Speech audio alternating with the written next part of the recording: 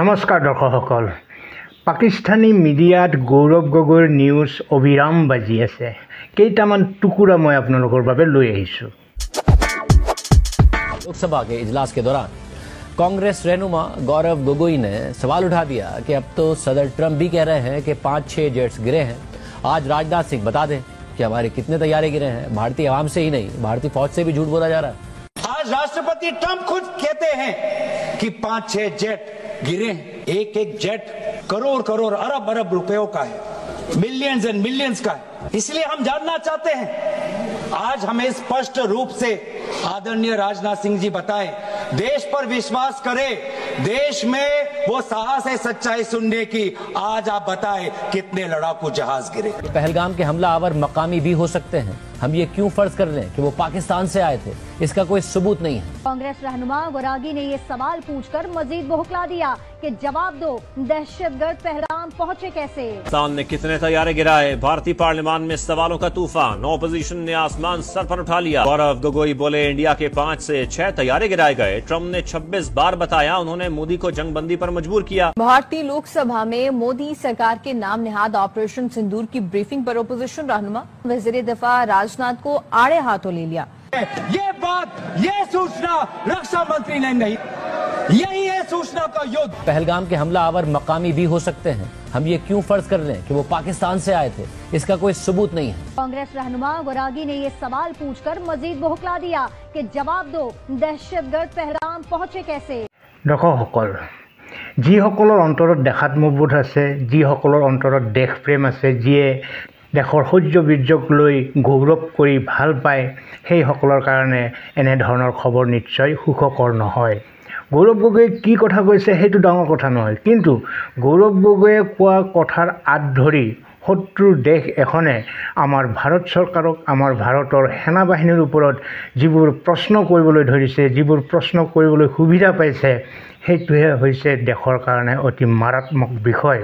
আমাৰ দেশৰ চৰকাৰে সৰ্বদলীয় প্ৰতিনিধি দল এটা বিশ্বৰ বিভিন্ন দেশলৈ পঠিয়াইছিলে কিয়? আচলতে পাকিস্তানৰ যে দোষ আছে, পাকিস্তানে যে এনেধৰণে ভাৰতক টৰ্চাৰ কৰি থাকে, সন্ত্ৰাসবাদী কাৰ্যকলাপ সংঘটিত কৰি থাকে, এইবিলাক বতৰা বিশ্ববাসীক দিয়াৰ কাৰণে সেই প্ৰতিনিধি দল পঠোৱা হৈছিলে, য'ত কংগ্ৰেছ দলৰো শশী থাৰুৰৰ দৰে দিগ্গজ নেতা উপস্থিত আছিলে। এতিয়া সেইবোৰ যেন চব অথলে যাবলৈ ওলাইছে, কাৰণ দেশৰ ভিতৰৰে গৌৰৱ গগৈ, ৰাহুল গান্ধীৰ দৰে মানুহে পাকিস্তানৰ পক্ষত থাকি পাকিস্তানৰ দৰেকৈ ভাৰত চৰকাৰক, ভাৰতৰ সেনা বাহিনীক প্ৰশ্ন কৰিবলৈ ধৰিছে। ই দেশৰ কাৰণে নিশ্চয় অতি দুৰ্ভাগ্যজনক।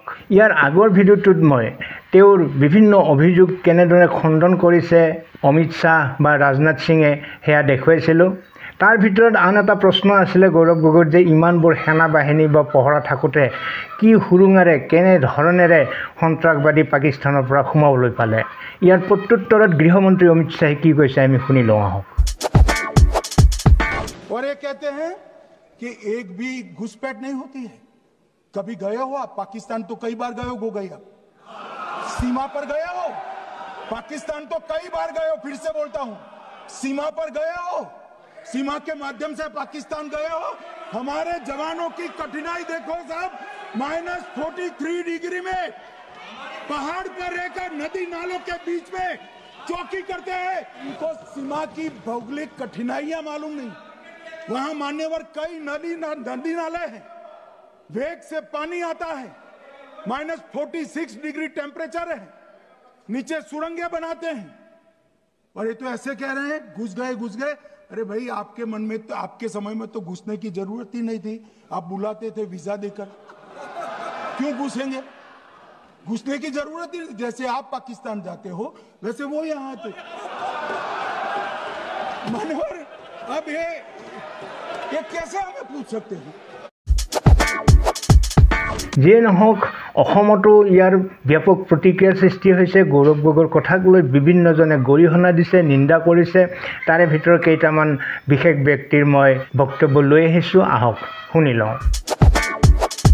তেখেতটো পাকিস্তানী এজেণ্ট হয়েই, আৰু কংগ্ৰেছে যিখিনি কাম কৰি আছে যে দেশৰ স্বাৰ্থৰ পৰিপন্থী আজি ভাৰতবৰ্ষৰ ওপৰত এটা উগ্ৰপন্থী আক্ৰমণ হৈছে প্ৰমাণিত হৈছে সেই উগ্ৰপন্থী আক্ৰমণ পাকিস্তানৰ পৰা পৰিচালিত হৈছে তেওঁলোক যেতিয়া ক্ষমতাত আছিল ইয়াত বাৰ বাৰ হোৱা উগ্ৰপন্থী কাণ্ডৰ বিৰুদ্ধে কোনো তেওঁলোকে প্ৰতিক্ৰিয়া কোনো ব্যৱস্থাই গ্ৰহণ কৰা নাছিল আজি নৰেন্দ্ৰ মোদী অহাৰ পাছত আমি সাৰ্জিকেল ষ্ট্ৰাইকৰ পৰা আৰম্ভ কৰি হেহতীয়াভাৱে অপাৰেশ্যন হিন্দুৰৰ জৰিয়তে আমি সফলতা লাভ কৰিছো বিশ্বজুৰি আমি দৃষ্টি আকৰ্ষণ কৰিছো পাকিস্তানৰ মিডিয়া আজি গৌৰৱভাৱে ডাঙৰে ভূয়সী প্ৰশংসা কৰি আছে পাকিস্তানৰ মিডিয়াই যদি কোনোবা এজন সাংসদক যদি ভূয়সী প্ৰশংসা কৰিছে তাৰ অৰ্থ এইটোৱে যে পাকিস্তানৰ লগত তেওঁৰ লিংক আছে এনেকুৱা লাগিছে গৌৰৱ গগৈ সঁচাকৈ পাকিস্তানৰ এজেণ্ট নেকি আজি সেনাক অপমান কৰিছে সেনা বাহিনীক অপমান কৰিছে আৰক্ষীক অপমান কৰিছে প্ৰধানমন্ত্ৰী মোদী ডাঙৰীয়াক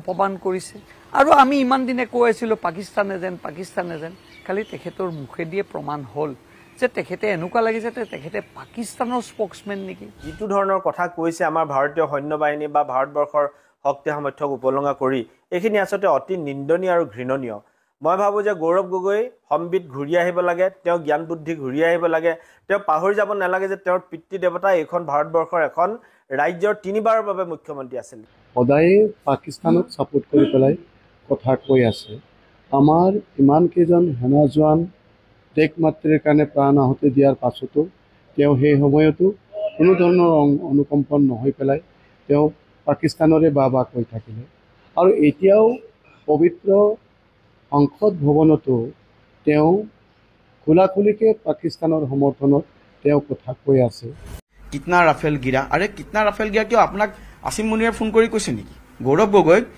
বিলৱাল ভুট্টোৱে ফোন কৰি পেলাই কৈছে তাক কোনোবা পাকিস্তানৰ নিউজ এজেঞ্চিয়ে ফোন কৰি কৈছে এনাফ ইজ এনাফ আজি মনীষ তিৱাৰীয়ে কি সুন্দৰ ষ্টেটমেণ্ট দিছে আজি শশী তৰুৰ হওক আজি মনীষ তিৱাৰী হওক আজি অছয়ুদ্দিন আৱাসী হওক আজি ইভেন ঠিক আছে আজি সুপ্ৰিয়া সুলে কি ধুনীয়াকৈ সংসদত ভাষণ দিছে আৰু ছাপৰ্ট প্ৰিয়ংকা চতুৰ্বেদী কি ধুনীয়াকৈ বিলৱাল ভুট্টো গোটেই মানে বিদেশৰ মাটিত বিলৱাল ভুট্টোহঁতৰ ফেক নেৰেটিভটো কেনেকৈ হেৰি কৰি দিছে গৌৰৱ গগৈতো সেইখিনি কৰিব পাৰিলেহেঁতেন গৌৰৱ গগৈতো পাকিস্তানে কেনেকুৱা ধৰণৰ কনস্পিৰেচি কৰি আছে কেনেকুৱা ধৰণৰ এটা ছদ্মবেশী যুদ্ধ চলাই আছে সেইখিনি কথা গৌৰৱ গগৈ ক'ব পাৰিলেহেঁতেন গৌৰৱ গগৈতো নক'লে দিছ ইজ দেয়াৰ পলিটিক্স গতিকে এনেকুৱা ধৰণৰ ৰাজনীতি নচলে কেতিয়াও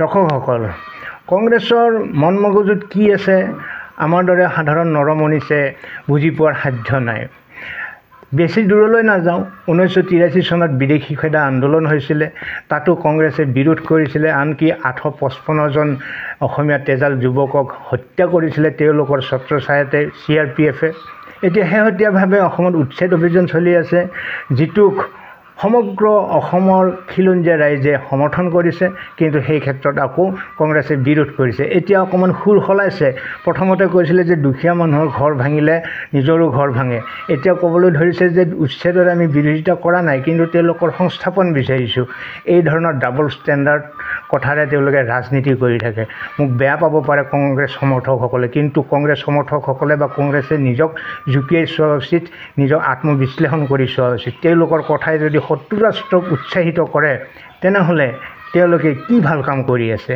এনেধৰণৰ প্ৰশ্নটো গৌৰৱ গগৈয়ে গোপনে গৈ আৰ্মি চিফক লগ ধৰিও সুধিব পাৰিলেহেঁতেন বা নৰেন্দ্ৰ মোদীক লগ ধৰিও সুধিব পাৰিলেহেঁতেন ৰাজনাথ সিঙকো গৈ সুধিব পাৰিলেহেঁতেন আজি এনেধৰণৰ প্ৰশ্ন তুলি পাকিস্তানক প্ৰশ্ন তোলাৰ সুবিধা দিয়াৰ অৰ্থ কি দিন হওক আপোনালোকে আপোনালোকৰ অভিমত ব্যক্ত কৰিব আজিলৈ এৰিছোঁ ভালে থাকক কুশলে থাকক ধন্যবাদ